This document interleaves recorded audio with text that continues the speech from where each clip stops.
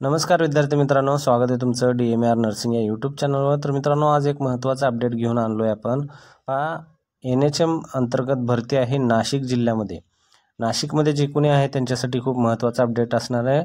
National health mission अंतर्गत contract बेसची vacancy निघालेली आहे नाशिकसाठी। जी कोणी नाशिकचा आहे त्यांना ही माहिती पाठवून टाका, त्यांना शेअर करा जे नाशिकमध्ये जॉबच्या सर्चमध्ये असतील आरोग्य विभागाच्या जॉबसाठी। ठीक आहे, तर आरोग्य विभागामधली NHM अंतर्गत ही वॅकन्सी आहे।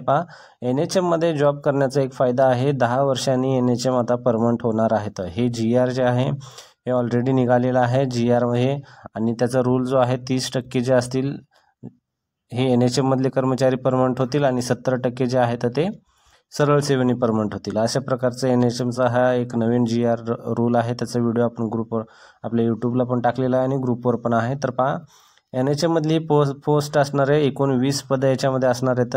हे 20 पदं हे वैद्यकीय अधिकारी महिला, ANM staff nurse, lab technician आणि फार्मासिस्ट अशा प्रकारचे हे पोस्ट असणार आहेत। तुम्हाला कंप्लीट जर माहिती पाहिजे असेल तर ही PDF अवेलेबल आहे। PDF ही वेबसाईट नाशिकच्या ZP नाशिकच्या वेबसाईटवर अवेलेबल आहे, तुम्ही तिथून पाहू शकता। नोकरीचं ठिकाण तुम्हाला हे नाशिक या ठिकाणी जॉब करायचं आहे। त्यानंतर ही निवड प्रक्रिया मुलाखत असणार आहे। कॉन्ट्रॅक्ट बेस असल्यामुळं ही मुलाखत असणार आहे। जे काही कॉन्ट्रॅक्ट बेसचे असतात त्यांना मोस्टली इंटरव्ह्यूद्वारेच त्यांना सिलेक्शन केलं जातं। ठीक आहे, त्यांना एक्झाम वगैरे काही प्रोसेस होत नसते। त्यानंतर मुलाखतीची तारीख जी आहे ही 2 तारीख आहे।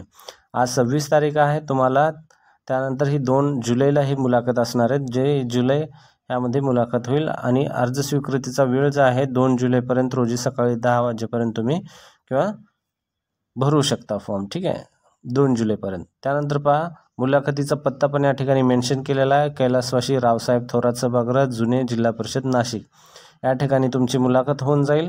तर त्यानंतर पुढे काय माहिती दिलेली आहे ऑर्गनायझेशन नेम काय आहे, तुम्हाला हे पोस्ट कोणत्या कोणत्या येतात। तर पोस्ट याच्यामध्ये सुरुवातीला मेडिकल ऑफिसर, त्यामध्ये ओपन टोटल 5 जागा येतात। त्यानंतर ANM स्टाफ नर्सच्या ओपन 5 जागा येतात। याच्यामध्ये 5-5 जागा दिलेल्या आहेत। ANM साठी 5 आहेत आणि मेडिकल ऑफिसरसाठी 5 आहेत। त्यानंतर आहे लॅब टेक्निशियनसाठी 5 आहेत आणि फार्मसिस्टसाठी 5 आहेत। असे सर्वांचे मिळून 4 पण मिळून झाले टोटल 20 जागा निघालेल्या आहेत, प्रत्येकी 5-5 जागा।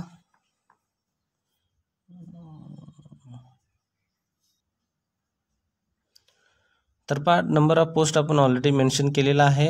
नंबर ऑफ पोस्ट हे 20 असणार आहेत, एकूण 20 नंबर ऑफ पोस्ट आहेत। एज लिमिट हे नॉट अप्लिकेबल आहे, तुम्हाला एज लिमिट किती असणार आहे एज लिमिट याच्यामध्ये मेन्शन केलेलं नाही, त्यामुळे तुम्हाला एज लिमिटचं काही याच्यामध्ये अडचण नाही आहे, तुम्ही फॉर्म भरू शकता। ठीक आहे, त्यानंतर याच्यामध्ये ऑफिशियल वेबसाईट जी आहे, ऑफिशियल वेबसाईट तुम्ही या ठिकाणी पाहू शकता आरोग्यमहाराष्ट्र.government.in, किंवा तुम्ही अन्यथा डायरेक्टली तुम्ही ZP नाशिक या संकेतस्थळावर पण जाऊ शकता। दोन्हीपैकी तुम्ही कोणत्या पण एका वेबसाईटवर जाऊ शकता आणि याची ऑफिशियल जाहिरात जी आहे, ज्याला आपण PDF जी असते ऑफिशियल, ज्यामध्ये ॲप्लिकेशन फॉर्म वगैरे सर्व माहिती भेटून जाते, ती तुम्हाला त्या वेबसाईटवर भेटून जाईल।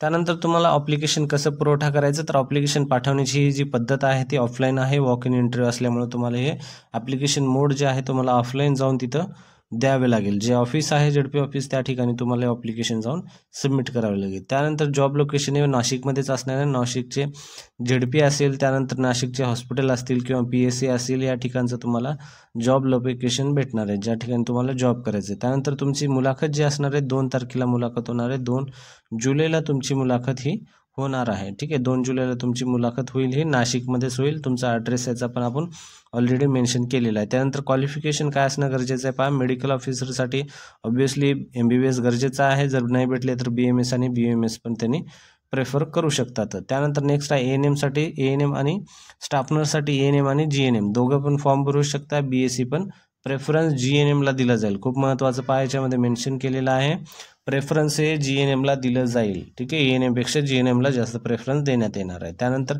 लॅब टेक्निशियनमध्ये 12वी झाली पाहिजे आणि डिप्लोमा झाला पाहिजे, फार्मसीमध्ये 12वी झाली पाहिजे आणि D फार्मसीचा जो डिप्लोमा आहे तो पण झाला पाहिजे, आणि डिप्लोमा लॅब टेक्निशियनचा पण तसंच जो लॅब टेक्निशियनचा डिप्लोमा असतो तो पण झाला पाहिजे। त्यानंतर नेक्स्ट आहे एज लिमिट, ऑलरेडी सांगितल्याप्रमाणे एज लिमिट याच्यामध्ये नसणार आहे, एज लिमिटचं काही याच्यामध्ये क्रायटेरिया मेन्शन केलेलं नाही। त्यानंतर सॅलरी काय आहे याच्यामध्ये, तर मेडिकल ऑफिसरला पर डेला 2000 आहे, 2000च्या हिशोबाने 30 दिवसाचे तर 60,000 यांना सॅलरी असणार आहे। ठीक आहे, 60K यांना मेडिकल ऑफिसरला असणार आहे।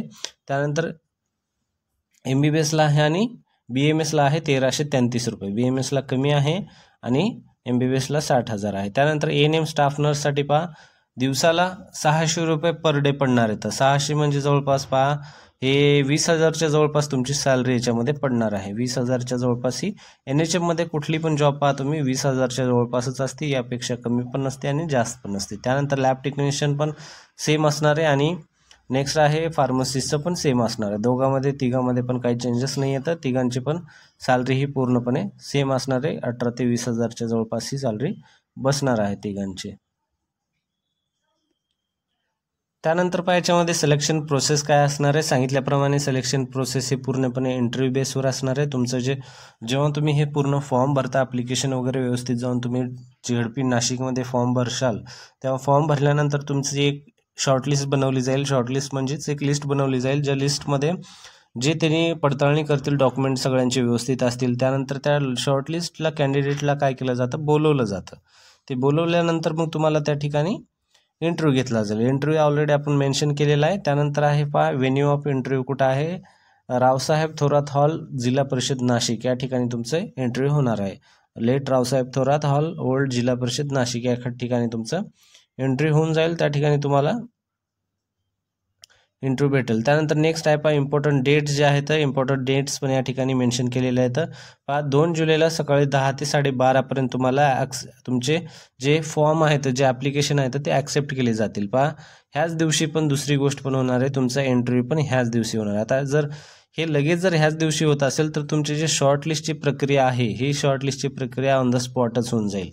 ठीक आहे. जर असं जर यांनी करत असतील तर मग शॉर्टलिस्टची प्रक्रिया तुम्हाला ईमेल वगैरे ह्या प्रोसेसवर, लेंदी प्रोसेसवर नाही होणार. तुम्हाला जर 2 तारखेपर्यंत सकाळी 12:30पर्यंत जर ही पूर्ण प्रोसेस त्यांचे ॲप्लिकेशन घेण्याची असेल, त्यानंतर मग तुम्हाला पुढची प्रोसेस जी आहे वॉक इन इंटरव्ह्यू जे आहे, त्यानंतर तुम्हाला थोडा वेळ दिला जाईल. त्या वेळेमध्ये तुम्हाला त्यांची पूर्ण हे ॲप्लिकेशननुसार त्यांनी जसे आले तर त्यानुसार तुमचा इंटरव्ह्यू घेतला जाईल आणि त्यानुसार तुमची निवड प्रक्रिया पूर्ण करण्यात येईल. अशा प्रकारचा व्हिडिओ आहे.